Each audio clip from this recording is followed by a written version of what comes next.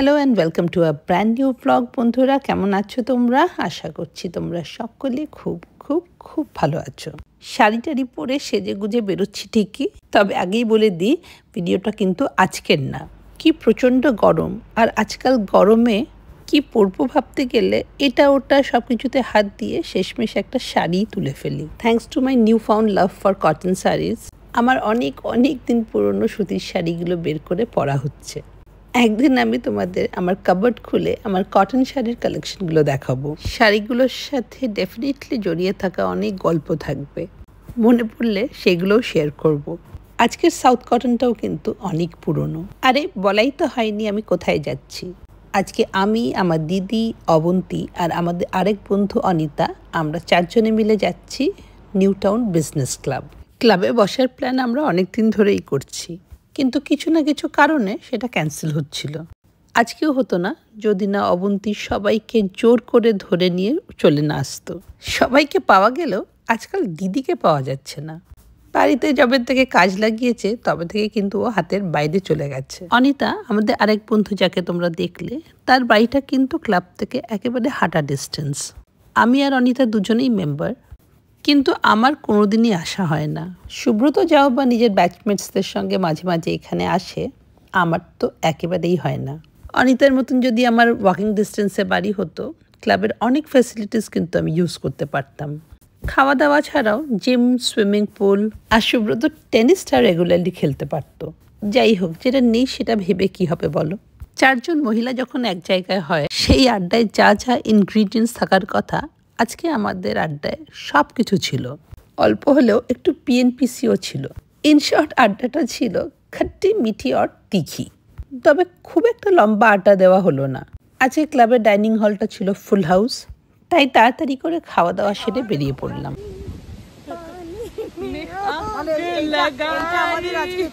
ক্লাবে যখন আসছিলাম বা ভেতরেও যখন বসেছিলাম, তখন কি আর জানতাম বাইরে এরকম একটা ওয়েদার ওয়েট করছে আমাদের জন্য।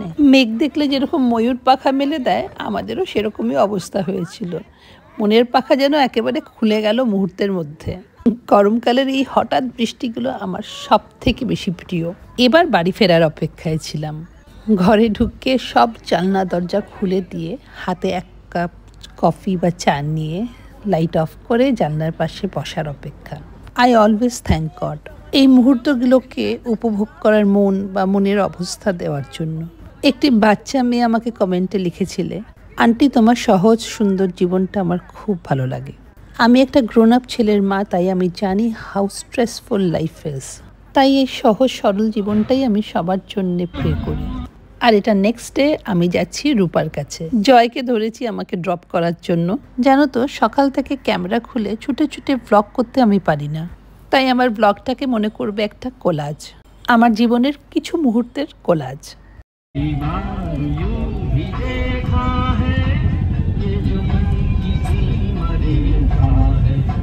সোনামণিকে দেখি একটু, দেখি গর্জিয়াসকে দেখি, ড্রেসটা দেখি দূর থেকে। বাবা,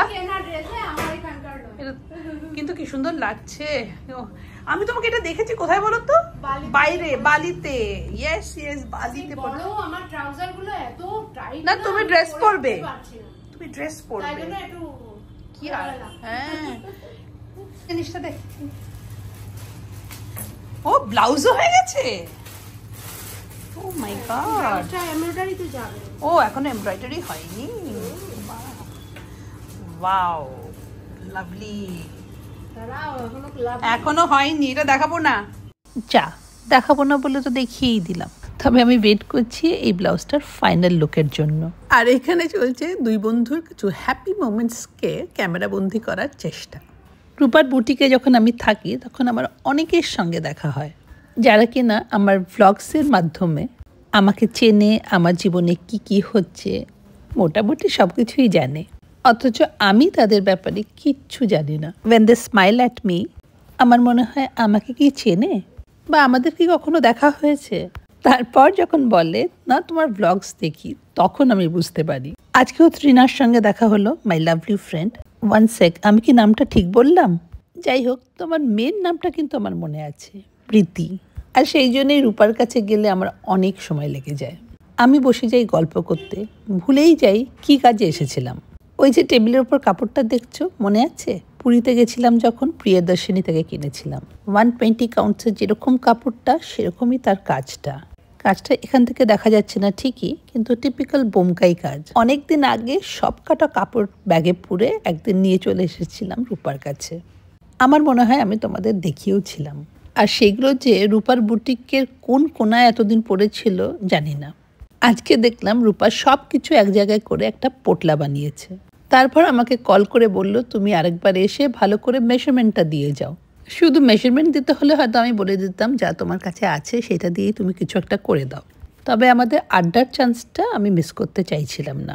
আর এই ডিজাইন, কালার্স, ফ্যাব্রিক্স, এই ব্যাপারটা আমাকে সারা জীবন অ্যাট্রাক্ট করেছে। তাই রূপার সঙ্গে বসে বসে আমি অনেক রকম ডিজাইন ডিসকাস করি, কারণ এটা আমার একটা ভালো লাগার জায়গা। আর এই দেখো, ঘটি গরম বলাটা আবার চলে এসেছে। আমার কি মনে হয় বলো তো, ও রোজ বিকেলে এই সময় এখান থেকে যায় আর ওই কাচের জানলাটা দিয়ে দেখে আমি আছি কিনা, আর আমাকে দেখলেই দরজাটা নক করে। তা না হলে একাধবার কোইন্সিডেন্স হতে পারে যে আমি এসেছি আর ও এসেছে, তবে বারবার আসা মানেই ও ডেফিনেটলি এভরিডে এখান থেকে যায় আর চেক করে। তবে আমাদের ঘটি গরম ব্রেকটা কিন্তু দারুণ মজার, স্পেশালি যদি হঠাৎ করে ঝড় ওঠে। আজকেও হঠাৎ করে ঝড় উঠলো, আর বাড়িতে কল করে বুঝলাম ছেলে গাড়ি নিয়ে বেরিয়ে গেছে। ফুটব্রিজটা ক্রস করে রিক্সা ধরার জন্য বেরোচ্ছিলাম, হঠাৎ বৃষ্টি নামলো। আমি আটকে গেলাম, এদিকে বুটিক বন্ধ করার কিন্তু সময় হয়ে গেল। থ্যাঙ্কফুলি রূপাকে পিক করতে ওর হাজব্যান্ড এসেছিল, তারপর দুজনে মিলে আমাকে বাড়িতে ড্রপ করে গেল। সত্যি রূপার কাছে গেলে আমার টাইমের কোনো জ্ঞানই থাকে না।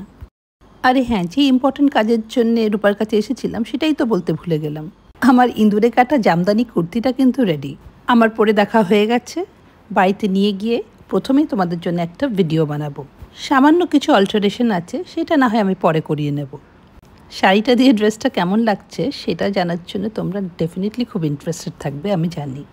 চলে যাচ্ছি পরের দিন সন্ধেবেলায়। দেখেই নিশ্চয়ই বুঝতে পারছো আজকের দিনটা আমার জন্য মোটেই ভালো না। যেদিন ছেলে আসে সেদিন থেকেই আমার এই দিনটার কথা ভাবলে ভয় লাগে। আই ডোন্ট নো ওয়াই, আমি সবসময় এটাই করি। যেদিন আসে সেদিন থেকে কাউন্টডাউন শুরু করি, যাওয়ার দিনটার কাউন্টডাউন। আর এই যে একবার বেরিয়ে যাবে তারপর থেকে আবার কাউন্টডাউন শুরু করি, ওর সঙ্গে আবার কবে দেখা হবে তার কাউন্টডাউন। যেদিন ও আসে সেদিন যত রাতি হোক বা ভোরই হোক, ও উবার নিয়ে চলে আসে। আর যাওয়ার দিনটা আমি জয়কে বলেই রাখি, প্লিজ তুই একটু গাড়িটা নিয়ে আসিস, ওকে ড্রপ করে দেব। বাড়ি থেকে এয়ারপোর্ট অবধি ওই সময়টা আমার কাছে সামহাও খুব ইম্পর্ট্যান্ট। কলকাতায় যখন থাকে কতক্ষণ আর আমাদের সঙ্গে থাকে, কাজ নিয়ে ব্যস্ত থাকে, বন্ধু বান্ধবদের সঙ্গেই মোস্টলি থাকে, কিন্তু তাও মনে হয় আছে। আজকের ব্লগটা এখানেই শেষ করলাম, আবার দেখা হবে, ভালো থেকো।